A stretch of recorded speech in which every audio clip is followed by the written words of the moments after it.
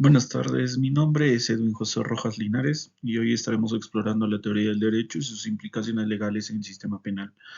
Analizaremos cada uno de los elementos fundamentales que componen esta teoría y cómo afectan la determinación de las penas en el ámbito legal. La teoría del delito es una rama del derecho penal que se encarga de estudiar y sistematizar los elementos que componen un hecho delictivo, así como los principios y fundamentos que rigen la imputabilidad y responsabilidad penal de los individuos. En términos simples, busca entender y explicar qué es lo que hace una conducta considerada como un delito de vista legal y cómo se determina la responsabilidad de quien comete este delito.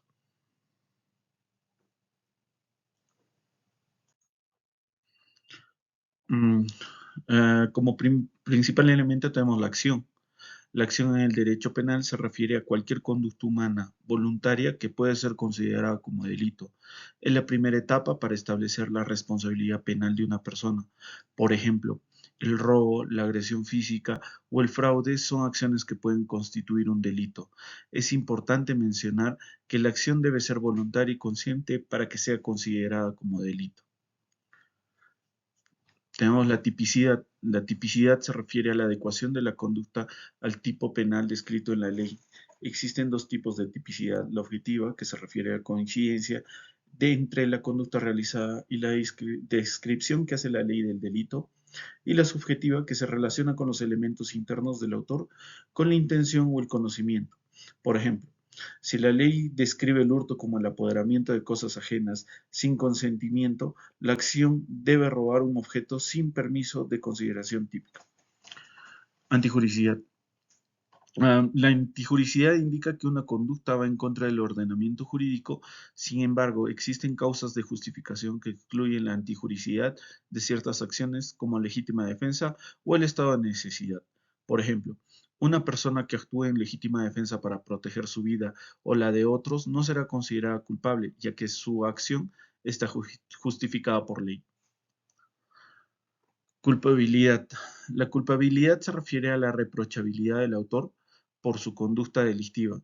Puede ser dolo, que implica la voluntad de cometer el delito de forma consciente y deliberada, o culpa, que se refiere a la falta de previsión o cuidado en la acción. Por ejemplo, alguien que planea un fraude y actúa con plena conciencia de su ilegalidad muestra dolo, mientras que alguien que causa un accidente por falta de atención muestra culpa.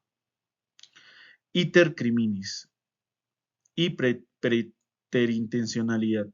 El iter criminis se refiere a las diferentes fases de la comisión del delito, desde los actos preparatorios hasta la consumación. La preterintencionalidad ocurre cuando el autor causa un resultado más grave de lo que quería o pudo prever. Por ejemplo, un intento de robo, si el ladrón hiere accidentalmente a alguien mientras escapa, se estaría dando una situación de preterintencionalidad. Autoría y participación. La autoría se refiere al autor directo del delito, mientras que la participación abarca a aquellos que colaboran de alguna manera en su comisión. Existen diferentes formas de participación, como la coautoría, la instigación o la complicidad.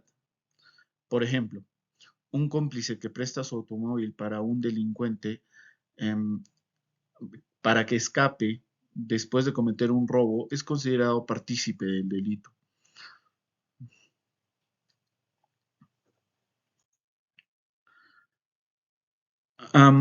Para ver un poco más de la teoría del derecho, tenemos el siguiente ejemplo, donde un dentista le extrae dos muelas a una mujer bajo anestesia total y ésta muere de un fallo cardíaco, aunque ella le había avisado antes de que tenía algo en el corazón. El dentista había omitido hacer intervenir a un internista como requería el cuidado debido. Sin embargo, se puede suponer que en la exploración por un internista no se habría descubierto la dolencia cardíaca, pero lo que sí es cierto es que debido al retraso que hubiera causado el reconocimiento por el internista, la mujer en todo caso hubiera muerto más tarde. Bueno, este es el caso que ponemos y lo vamos a investigar con un poco más de los elementos de la teoría del delito. Bueno, en este caso, la acción delictiva se relaciona con la extracción de las muelas por parte del dentista, así como la omisión de realizar la evaluación preoperatoria adecuada por un especialista en cardiología. La conducta del dentista podría estar tipificada como un delito en el Código Penal peruano, específicamente en la relación con la negligencia o imprudencia en el ejercicio de la profesión médica. Esto se basa en los artículos 120, homicidio culposo, 121, lesiones culposas y 124, omisión de socorro. En la antijuricidad se establece el infringir los deberes y obligaciones legales que tiene el dentista como profesional de la salud, como el deber de cuidado y la observancia de los protocolos médicos adecuados. La culpabilidad del dentista se relaciona con la falta de diligencia o cuidado al no realizar la evaluación preoperatoria adecuada, a pesar de tener conocimiento de la existencia de una condición previa de la paciente relacionada con su corazón. En el iter criminis abarca desde la preparación para la intervención hasta el desenlace fatal con el fallecimiento del paciente. No se evidencia preterintencionalidad en este caso, ya que no se busca ni se espera un resultado fatal como consecuencia de la intervención dental. El dentista es considerado el autor directo del delito, siendo responsable por la omisión de cumplir con los estándares médicos requeridos. Hasta esto no se evidencia participación de terceros en este caso particular. Es por esto que pasamos a la siguiente conclusión. En resumen, la teoría del delito es un pilar fundamental del derecho penal que nos permite entender cómo se estructura y se evalúa la responsabilidad penal de las personas. Cada uno de sus elementos, acción, tipicidad, antijuricidad, culpabilidad, iter criminis, preterintencionalidad, autoría y participación, desempeñan un papel crucial en el proceso de determinar si una conducta constituye un delito y en la imposición de las penas correspondientes. La acción, como punto de partida, nos muestra la voluntariedad y la relevancia de la conducta en el ámbito penal. La tipicidad nos indica si la acción se ajusta a lo descrito como delito en la ley.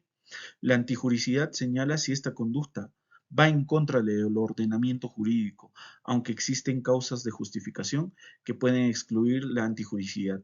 La culpabilidad nos habla de la responsabilidad moral y jurídica del autor, distinguiendo entre dolo y culpa. El iter criminis nos muestra las diferentes etapas de la comisión del delito, desde la planificación hasta la consumación. Y la preterintencionalidad nos alerta sobre los resultados inesperados pero consecuentes de la acción delictiva. La autoría y participación nos hablan de quienes son los responsables directos e indirectos de la comisión del delito, siendo cruciales para la imposición de penas justas y proporcionadas. En última instancia, comprender estos elementos y sus implicaciones legales nos lleva a un sistema penal más justo, equitativo y eficiente.